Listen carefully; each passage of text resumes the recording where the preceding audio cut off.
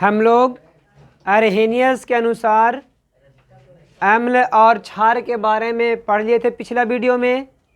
इसमें अरहेनियस का कहना ये था कि अम्ल वह पदार्थ होता है जो जल में घुल करके हाइड्रोजन आयन प्रदान करता है, यानी H+ आयन प्रदान करता है। ये था अम्ल का डिफिनेशन।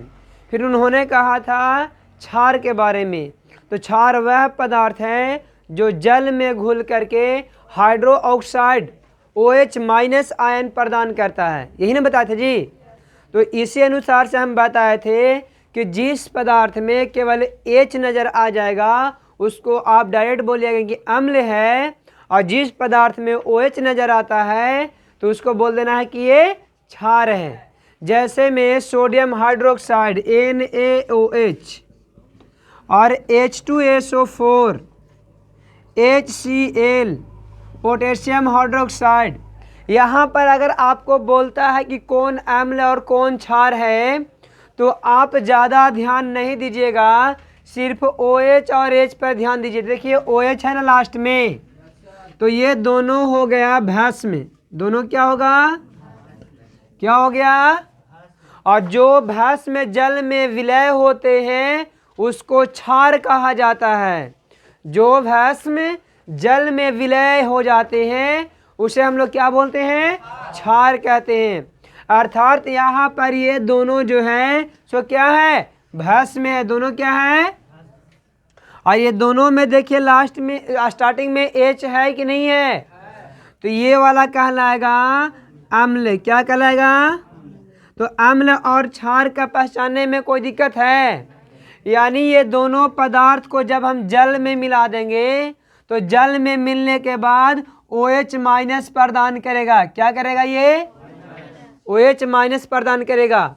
और ये जो था इसको अगर जल में हम मिलाते हैं तो ये हमको H+ आयन प्रदान करेगा। क्या करेगा?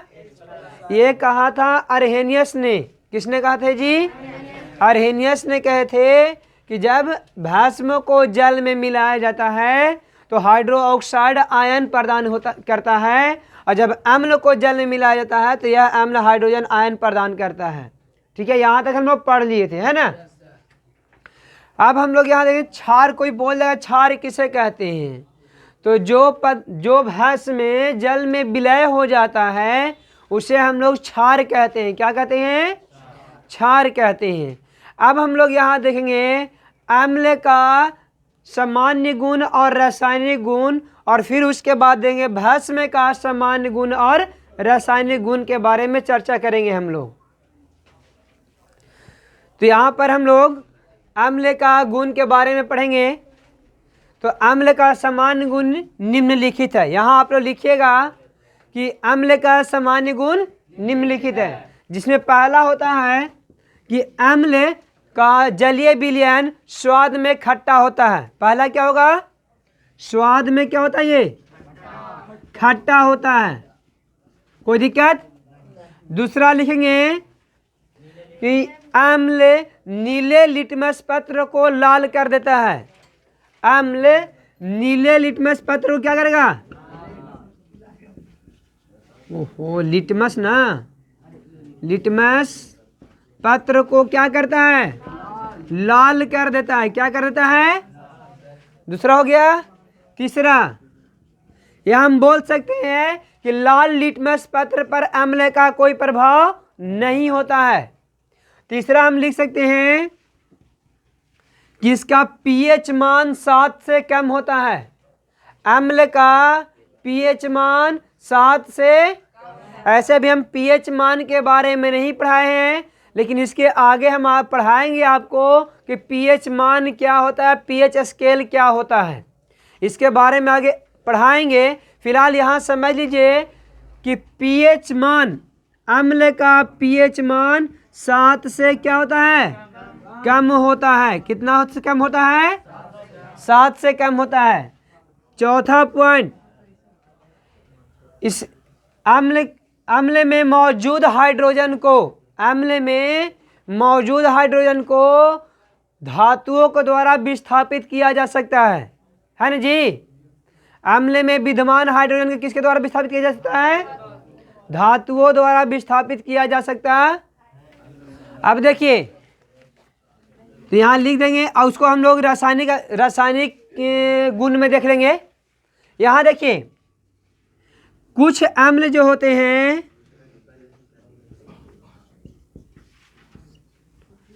कुछ अम्ल तीव्रनाशक होते हैं। क्या होते हैं? तीव्रनाशक होते हैं या विषैले होते हैं। कुछ अम्ल ऐसे होते हैं जो विषैले होते हैं और कुछ अम्ल ऐसे होते हैं जो तीव्रनाशक होते हैं। जैसे में यहाँ पर देख लीजिए H2SO4, H2SO4 तीव्रनाशक है। ये अगर शुद्ध मात्रा में हमारे चमड़ा पर गिर जाए तो अगर एक बूंद गिरेगा तो कुछ हद तक सही रहेगा, लेकिन दूसरा बूंद गिर गया इस पर ना हाथ पे तो आर पार कर देगा। इतना तीव्रनाशक होता है ये H2SO4। अब कहिएगा कि सर जो बैटरी में रहता है तो बैटरी में जो H2SO4 रहता है ना, वो सांद्र नहीं होता है, सांद्र नहीं, तनु होता है। क्या होता है? तनु होता है। अगर सांद्र मिल जाए तो सांद्र हमारे शरीर को आर पार कर देगा। सांद्र तनु समझ में नहीं आया होगा आपको। तनु कहने का मतलब हुआ कि इसमें जल की मात्रा अधिक होता है और H2SO4 का मात्रा बहुत कम होता है, तो उसको तनु अम्ल बोलेंगे। इसको इस स्थिति में क्या बोलेंगे? और सांद्र में H2SO4 अधिक होगा और जल की मात्रा कम होता है, तो उसे हम लोग सांद्र बोलेंगे। क्या बोलेंगे? तो आपका जो बैटरी वाला जो पानी होता है जिसमें H2SO4 यानी सल्फ्यूरिक अम्ल होता है, वो सांद्र तनु अम्ल होता है। क्या होता है? यानी उसमें कम मात्रा में H2SO4 होता है। फिर भी देखते होंगे जब जमीन पर गिरता है तो जमीन को कैसा कर देता है, आप देखे होंगे, है ना? बहुत ही तीव्रनाशक होता है। और विषैले HCl हाइड्रोक्लोरिक अम्ल, हाइड्रोक्लोरिक अम्ल विषैला है। अगर हमारे शरीर में इसकी मात्रा बढ़ जाती है तो हमारे पेट में दर्द होने लगता है, हमारी तबीयत खराब हो जाती है। तो ऐसे स्थिति में आप लोग को बायोलॉजी में हम पढ़ाए थे ना हाइड्रोक्लोरिक अम्ल के बारे में।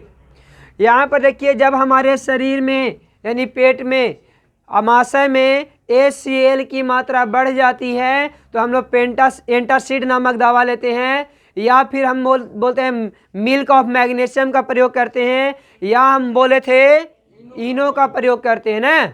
ये सब क्षारीय पदार्थ होता है जो कि इसमें मिल जाने के बाद इसकी कुछ गुण को नष्ट कर देता है और सामान्य मात्रा में हो जाता है, और कुछ देर के बाद हमारा शरीर स्वस्थ हो जाता है ना। तो ये विषैला अगर इसकी मात्रा बढ़ जाए तो हमारा शरीर में बढ़ने के बाद हमारा तबीयत खराब हो सकता है। तो ये विषैले न हो गया। और बहुत सा ऐसा अम्ल है जो विषैला होता है, जैसे बिच्छू जो डंक मारता है ना, उसमें कौन सा अम्ल होता है? फॉर्मिक अम्ल होता है। क्या होता है? तो फॉर्मिक अम्ल हमारे ब्लड से मिलकर कार्बन डाइऑक्साइड का निर्माण कर लेता है, और वो कार्बन डाइऑक्साइड हमारे शरीर में फैलता है तो हमारे शरीर में क्या होता है? दर्द होता है ना जी, कि नहीं होता है? तो यहाँ लिख लिए कुछ अम्ल जो होते हैं क्या होते हैं? कुछ अम्ल विषैले होते हैं तथा क्या होगा? तीव्रनाशक होते हैं। क्या होते हैं?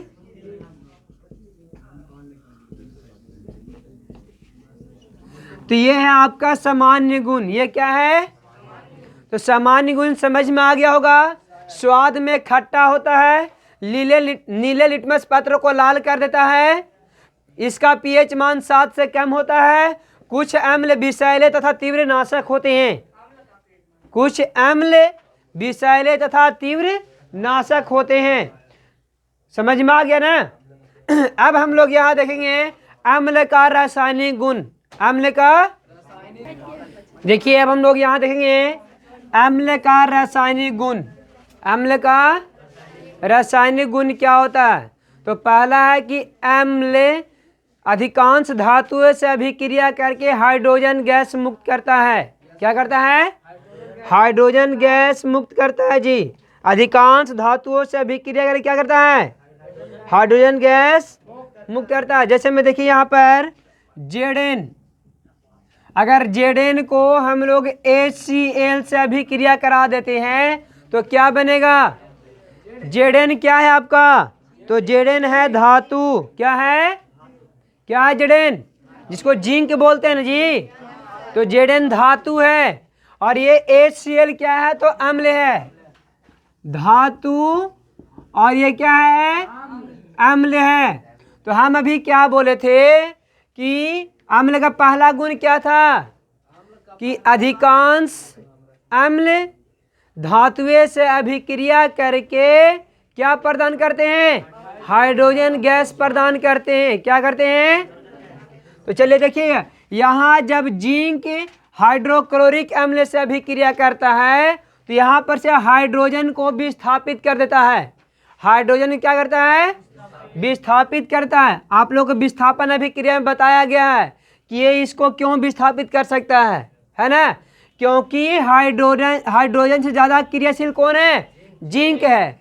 तो जिंक यहाँ हाइड्रोजन को विस्थापित कर इसका जगह तो बनेगा ZnCl2, जिंक क्लोराइड। क्या बनता है?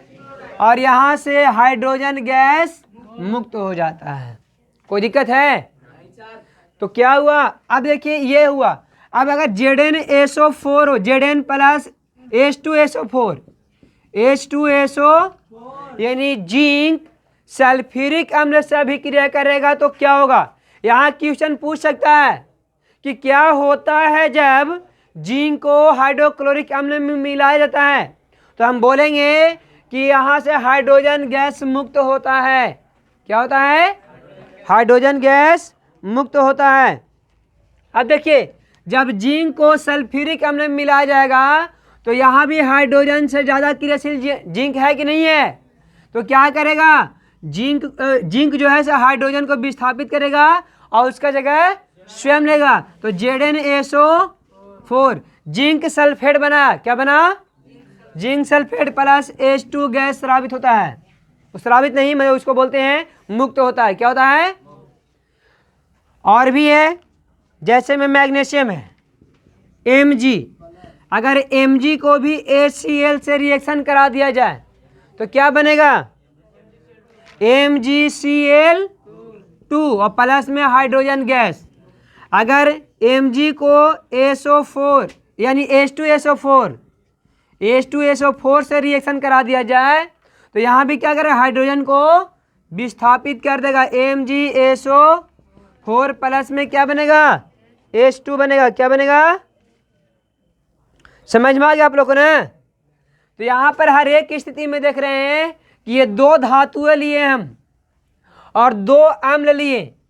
दोनों स्थिति में जब यहाँ पर हम लोग अभिक्रिया करा दिए किससे? अम्ल से। तो अम्ल से धातु के साथ अभिक्रिया करने पर हर एक स्थिति में हाइड्रोजन गैस प्रदान हो रहा है। क्या हो रहा है? तो पहला क्या लिखेंगे कि अधिकांश अम्ल धातुओं से अभिक्रिया करके हाइड्रोजन गैस देता है, या हाइड्रोजन गैस मुक्त करता है, या हाइड्रोजन गैस प्रदान करता है ना? कोई दिक्कत है? पहला लिखा जाएगा। दूसरा आप देखेंगे कि अम्ल का रासायनिक गुण दूसरा में क्या है? अम्ल धातु के कार्बोनेट से अभिक्रिया करके कार्बन डाइऑक्साइड गैस प्रदान करते हैं। क्या बोले हम? अम्ल धातु के कार्बोनेट से अभिक्रिया करके कार्बन डाइऑक्साइड अर्थात CO2 गैस प्रदान करता है। तो देखिए यहाँ पे कैल्शियम कार्बोनेट, तो कैल्शियम धातु है, कार्बोनेट है ना जी? तो धातु का कार्बोनेट हुआ कि नहीं हुआ? तो कैल्शियम कार्बोनेट क्या है? धातु का कार्बोनेट है। और HCl क्या है? हाइड्रोक्लोरिक अम्ल है। तो ये क्या हो गया? अम्ल हो गया। तो अभी हम बताए थे कि अम्ल धातु के कार्बोनेट से अभिक्रिया करके कार्बन डाइऑक्साइड गैस उत्पन्न करता है, या बोलते हैं कि प्रदान करता है। तो देखिए CaCO3 जब HCl से अभिक्रिया करता है तो यहाँ पर क्या करता है कि ये जो है ना, तो Ca यानी कैल्शियम हाइड्रोजन को विस्थापित कर देता है और इसका जगह यहाँ ले लेता है। तो देखिए क्या बन गया, CaCl3 बना।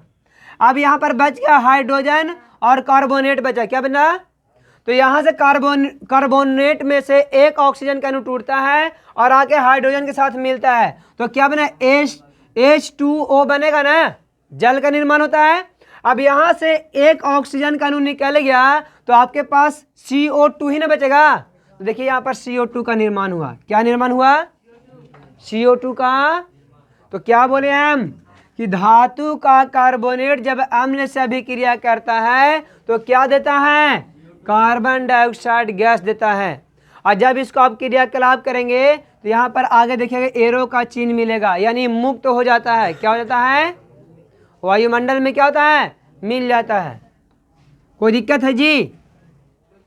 दूसरा देखिए, कैल्शियम कार्बोनेट को सल्फ्यूरिक अम्ल से अभिक्रिया कराया गया, किससे, तो यहाँ भी कैल्शियम हाइड्रोजन को विस्थापित कर देता है और इसका जगह ले लेता है। तो देखिए यहाँ से हाइड्रोजन के निकाल के अगर Ca लिखेंगे तो CaSO4 होगा ना, या कैल्शियम सल्फेट हो गया, क्या हो गया, और प्लस में ये हाइड्रोजन H2 तो है ही, और यहाँ से एक अणु को तोड़ देता है और तोड़ने के बाद बनता है H2O। और जब कार्बोनेट में से एक ऑक्सीजन का अणु निकल जाता है तो बचता है CO2। तो देखिए यहाँ पर CO2 लिखा हुआ है, तो इसमें भी CO2 का निर्माण हुआ कि नहीं हुआ है, हुआ ना। तो कार्बन डाइऑक्साइड गैस प्रदान करता है। इसमें देखिए सोडियम कार्बोनेट, सोडियम कार्बोनेट में भी जब हम हाइड्रोक्लोरिक अम्ल की अभिक्रिया कराएं तो सोडियम क्लोराइड बना, यहाँ से हाइड्रोजन गैस को विस्थापित किया तो हाइड्रोजन गैस विस्थापित होगा, अकेले घूम फिर रहा था इधर ही, तो कार्बोनेट कहा कि रुको तुमको हमें एक ऑक्सीजन दे रहे हैं। तो जब इस अकेले घूमता है तो क्या बनता है, H2 हो जाता है ना।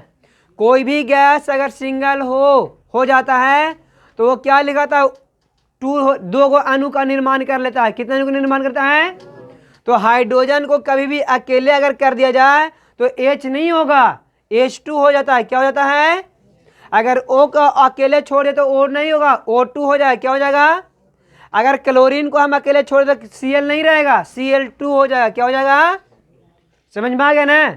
तो कोई भी गैस को जब हम लोग अकेले छोड़ देते हैं तो एक अणु का निर्माण करके अपना क्या कर लेता है, दो अणु का निर्माण कर लेता है, ठीक है, और होता है H2O2 Cl2, समझ में आ गया ना, इस तरह से होता है।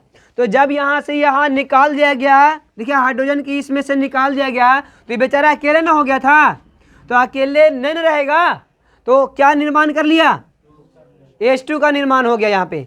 अब यहाँ से कार्बोनेट से बोला कि भैया हम तो ऐसे ही घूमल फिर चल रहे हैं, हमारा रख लीजिए। तो बोला कि अगर तुम मेरे साथ मिलना चाहते तो हमारे पास तुम्हारे लिए कोई जगह नहीं है। तो बोलता है ये कि फिर हमको कुछ ना कुछ उपाय कीजिए। तो कार्बोनेट कहता है ठीक है, तुमको हम एक उपाय करते हैं कि अपना में से एक ऑक्सीजन तुमको हम दे देते हैं।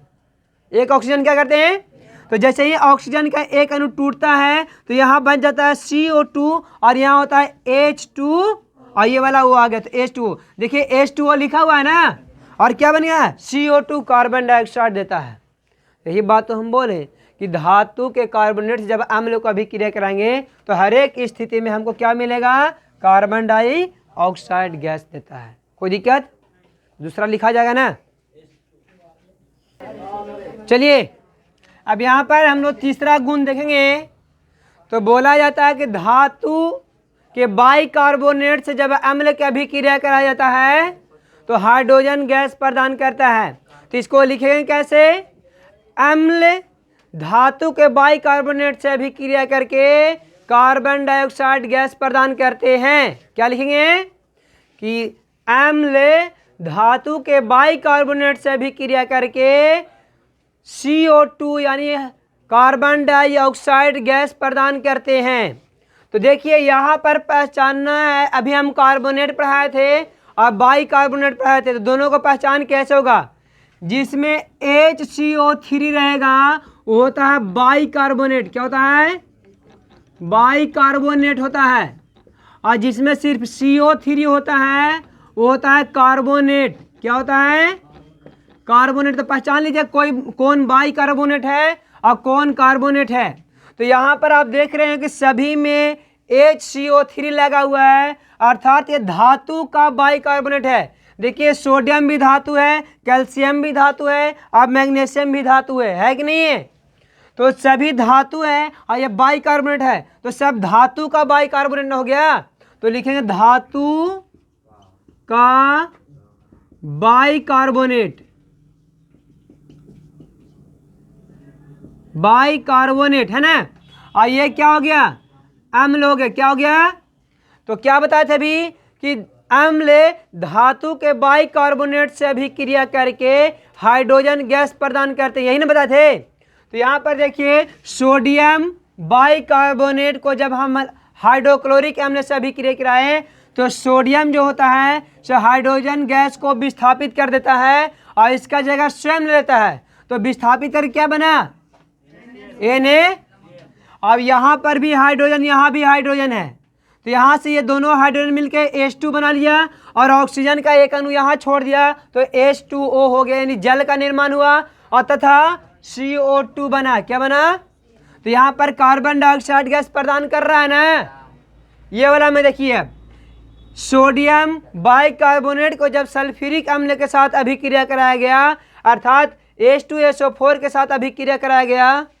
अब देखो यहाँ पर क्या है, ये अभी हम बता रहे थे, आप लोग उतारते हैं, बताने के समय में उतारना नहीं है, कलम कॉपी रखिए और चुपचाप सुनिए ध्यान से।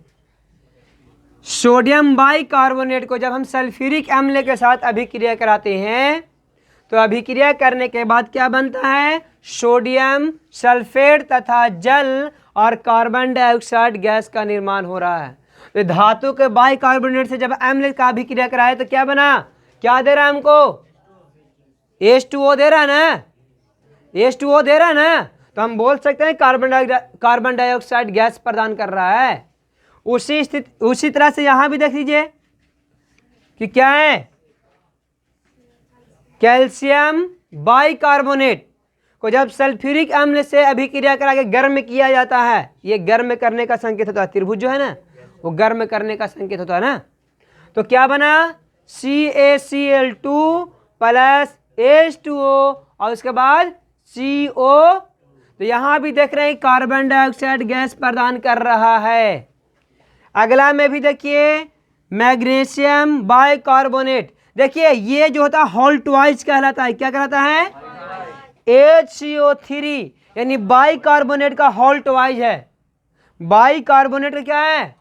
Halt wise. ये पूरा का नहीं है, ये पूरा का हॉल्ट वाइज नहीं पढ़ेंगे हम।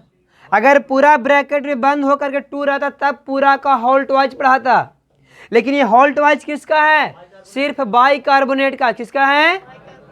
तो मैग्नीशियम बाइकार्बोनेट जब हाइड्रोक्लोरिक अम्ल से अभिक्रिया करता है तो मैग्नीशियम क्लोराइड बनाता है और H2O तथा CO2 यानी क्या दे रहा है? कार्बन डाइऑक्साइड गैस प्रदान करता है। तो हम लोग तीसरा भी समझ लिए कि धातु के बाइकार्बोनेट जब अम्ल से अभिक्रिया करता है तो क्या देता है? कार्बन डाइऑक्साइड गैस प्रदान करता है। कोई दिक्कत?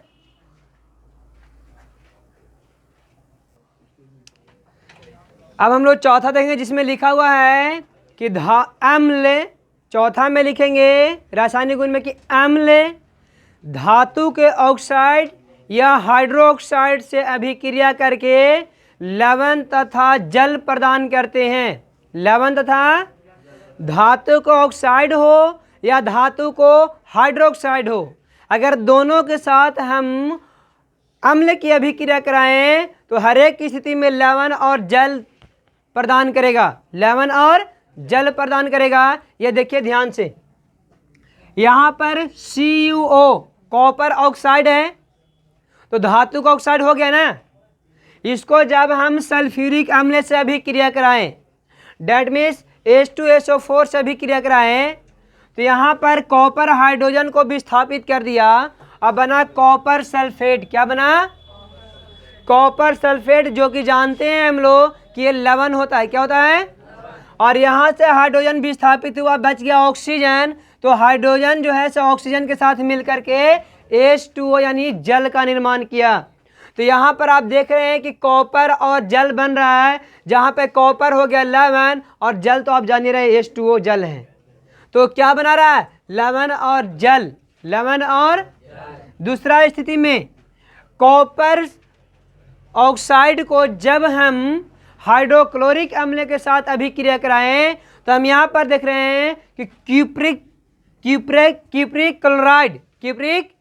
क्लोराइड तथा जल का निर्माण हुआ। तो क्यूप्रिक क्लोराइड भी क्या है, एक प्रकार का लवण है। क्या है जी, एक प्रकार का लवण है। तो यहाँ भी देख रहे हैं कि लवण और जल का निर्माण हो रहा है।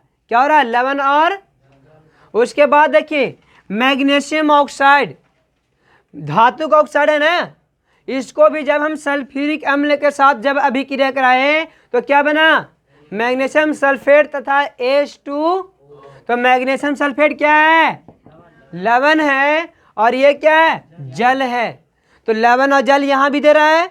आगे देख लीजिए, ये है कॉपर हाइड्रोक्साइड। क्या है, कॉपर हाइड्रोक्साइड है को जब हम हाइड्रोक्लोरिक अम्ल से अभिक्रिया कराएं तो क्या बनाया, क्यूप्रिक क्लोराइड। क्या बनाया, और जल का निर्माण किया। क्या किया, तो हर एक की स्थिति में लवण और क्या बन जा रहा है, जल का निर्माण हो रहा है। हो रहा ना, कोई दिक्कत।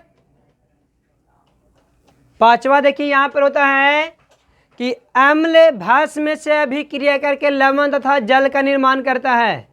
पांचवा में क्या लिखेंगे कि अम्ल भस्म से अभिक्रिया करके क्या करता है, लवण तथा जल बनाता है, या बोल सकते हैं उदासीन तथा जल बनाता है। उदासीन में किसको, न तो उसमें अम्ल का गुण होगा और न ही क्षार का गुण होगा, है ना, बिल्कुल वो उदासीन होता है, जिसको हम लोग लवण बोलते हैं। क्या बोलते हैं, तो देखिए यहाँ पे हाइड्रोक्लोरिक अम्ल और सोडियम हाइड्रोक्साइड, हाइड्रोक्लोरिक अम्ल और सोडियम हाइड्रोक्साइड जब आपस में रिएक्शन करते हैं तो बनता है सोडियम क्लोराइड। क्या बनता है, सोडियम क्लोराइड, और जल का निर्माण होता है।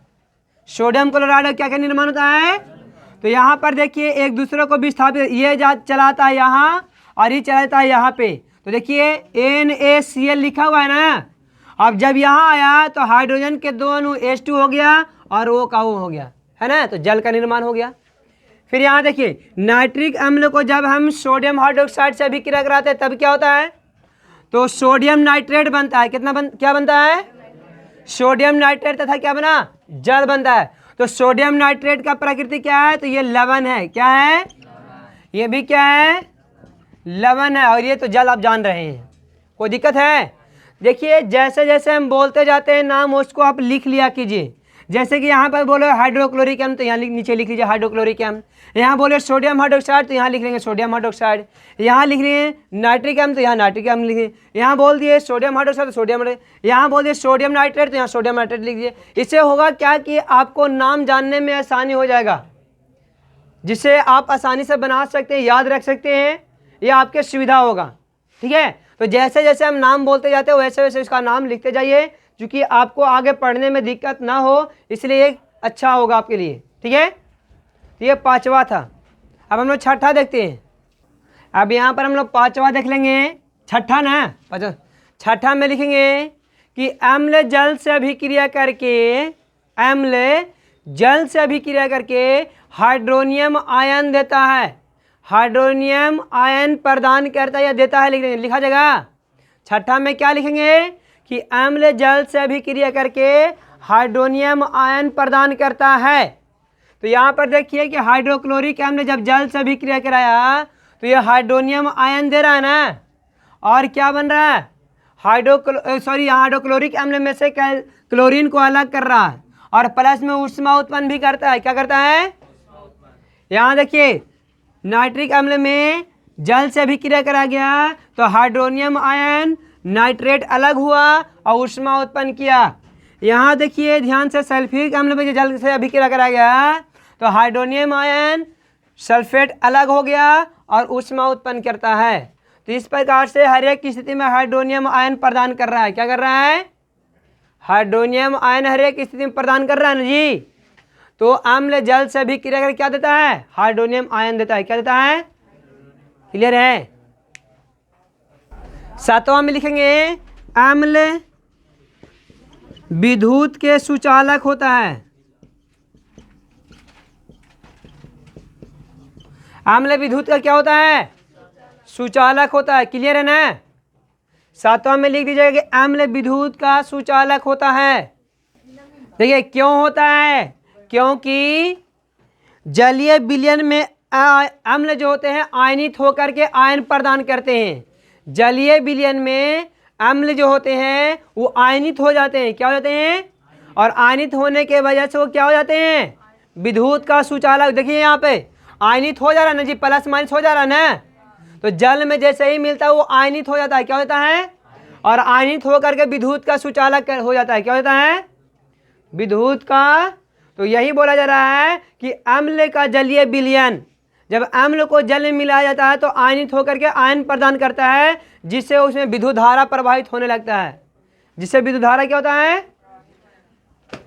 तो इस प्रकार से हम लोगों ने अम्ल का रासायनिक गुण देख लिए। अब अगले वीडियो में हम लोग देखेंगे क्षार का भौतिक गुण अर्थात सामान्य गुण और रासायनिक गुण के बारे में पढ़ेंगे। ठीक है? आज ये क्लास यही समाप्त होता है।